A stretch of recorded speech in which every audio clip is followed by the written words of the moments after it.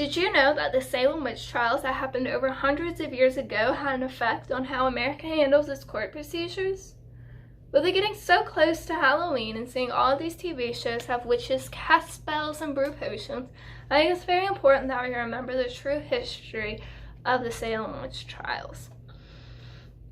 Today I will be talking to you about where the witch trials took place, the cause of the witch trials, and the effects they had on America. The Salem witch trials obviously took place in Salem, Massachusetts. They were between 1692 and 1693, but they weren't the only place to have witch trials.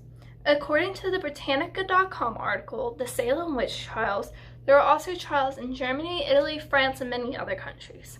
It is estimated that between 40,000 and 60,000 people were in total executed. Witches were people that were accused of performing satanic activities such as selling their soul to the devil in order to gain supernatural powers such as flying and shape-shifting. People believed that witches would get on their broomsticks late at night to go to super secret witch meetings and plan their devious activities. People that were accused of being a witch would find themselves getting hung, drowned, or even caught on fire. They would assume that if you were a witch, you could put out the fire and you wouldn't get burned, but if you weren't a witch, you would catch on fire and you would die anyways. Now I've told you about the superstitions of the time and how it all was all around the world and everything. I'm going to be talking about how it started in Salem. You would think that it would start with hard evidence, but no, this was all small town drama and rumors. According to the History.com article, the Salem witch trials, it started when the town's minister's two daughters started having these weird fits of contorting and screaming. When he called the town's doctor, the doctor diagnosed them with bewitchment. Soon after the two girls were diagnosed, girls all across the town started having similar fits. They soon accused 3 women of being witches. They were the town's poorest women too. During their trials, the first 2 women denied being witches, and they were eventually killed. The final woman agreed that she was indeed a witch, but she offered to help the court to identify other witches because she had super secret intel on it.